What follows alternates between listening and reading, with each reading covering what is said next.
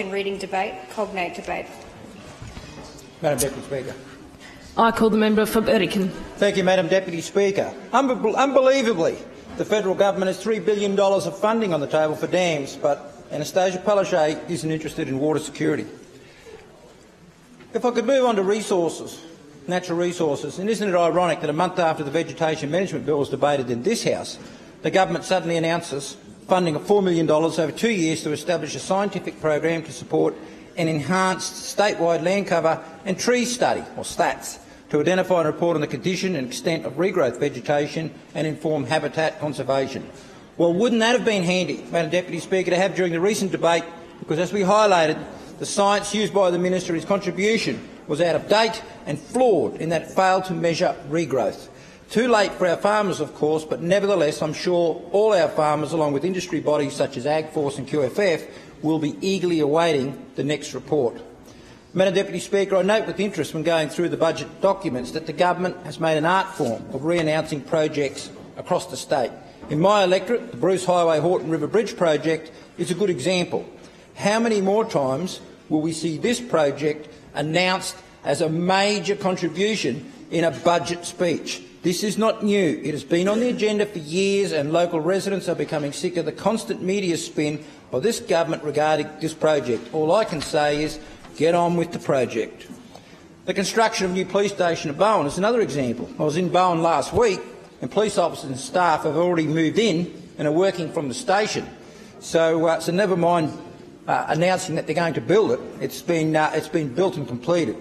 Madam Deputy Speaker, the Treasurer's quick to trumpet Cross River Rail and the importance of roads in the south-east of the state, but can I say I still have highways and major arterials in the electorate of Burdekin which are unsealed. That's right, I have road trains transporting produce, livestock and resources on unsealed roads. And whilst I welcome the announcement that funding has been allocated to seal sections of the Bowen Developmental Road and Clermont Alpha Road, I will continue to fight to have the remaining sections sealed as a priority, given their strategic importance to the region. So, Madam Deputy Speaker, what do I see as priorities going forward for my electorate of Burdekin? A new police station at Clermont, a new joint police station ambulance centre for Nebo, the construction of a food processing plant at Bowen, funding for the sealing of the May Downs Road and further pavement work for the Bowen Developmental Road and Clermont Alpha Road, construction of the Phillips Creek high-level bridge on the Moranbah-Dysart Road, upgrade of the Bowen Sports Precinct, Bowen Marina and construction of the Super Yacht Service Centre at Bowen, funding for the upgrade of the Peak Downs Highway between Moranbah and the Gregory Developmental Road, and funding for the development of industrial land at Ayr. Madam Deputy Speaker, I have local business owners in Ayr who are ready and willing to construct business premises on this particular land, and it is still being held up by government red tape. We need that development, we need the jobs, and I ask, how much longer do we have to wait? I also want to acknowledge the funding made available for the construction of the Moranbah Youth and Community Centre, which will be delivered in partnership with BHP Billiton Mitsubishi Coal Operations, and a multi-purpose hall at the Moranbah State High School, because this hall is something that I've been fighting for some time, and I know the school community will be relieved that they finally have a building where they can hold school assemblies and functions out of the weather. Madam Deputy Speaker, I note funding of $640,000 has been allocated for the Bowen Neighbourhood Centre, and I want to take this opportunity to highlight the excellent work that the centre performs in the Bowen community and the untiring efforts of the staff in that centre to make a difference in Bowen and the surrounding areas. This is another project that I've been fighting for, and it will be welcome news for the staff who have persisted for so long in working in unsuitable and cramped conditions. Madam Deputy Speaker, if I could turn to the broader North Queensland area and the feedback from stakeholders like councils, advocacy bodies and businesses. Mayor Bob Manning in Cairns says the budget is actually underwhelming, disappointed that there is only a small percentage of total funding needed for the Smithfield bypass. As he said, we're not running ahead of the game, we're struggling to keep up with the game. There's only a mention of a global tourism hub, as opposed to a commitment to deliver that. Advance Cairns Chief Executive says there does not appear to be any major infrastructure funding for the region, other than reiterating previous budget commitments.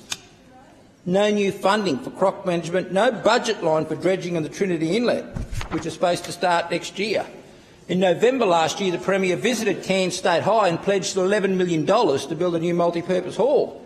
And in the budget, there's only an allocation of $900,000 for refurbished classrooms and, of course, no funding from the Linga Dam. If we move down to Townsville, Madam Deputy Speaker, Townsville Enterprise, nothing to cut energy costs, nothing to address unemployment, and they've highlighted 11,000 people still looking for jobs in Townsville. Nothing on the Mount Isa rail, part of the vital component of the Townsville Eastern Access Corridor. Nothing for the Entertainment and the Exhibition Centre. Order. The member is not taking any objections. The member has the call. Madam Deputy Speaker, these are words from Townsville Enterprise. For the Chief Executive, Trish O'Callaghan, nothing for the Drive at NQ facility, the Townsville Concert Hall or Wallerman Falls Ecotourism Plan. Nothing for the Australian Tropical Biosecurity Network. Madam Deputy Speaker, the North has been underchanged because they are priority projects that have been highlighted now year after year after year, and still they remain undelivered. Madam Deputy Speaker, the Treasurer has clearly shown in this budget that she's incapable of delivering a sustainable, long-term plan for Queensland and an ability to create jobs. Contrast that with the LNP, who are committed to getting Queensland back on track. The Leader of the Opposition clearly outlined a plan going forward that will reduce unemployment, manage debt and provide much-needed relief to residents in North Queensland in terms of providing retail competition in the electricity sector. Business owners are looking to government to deliver the big-ticket items, the major projects which will drive investment and boost consumer confidence.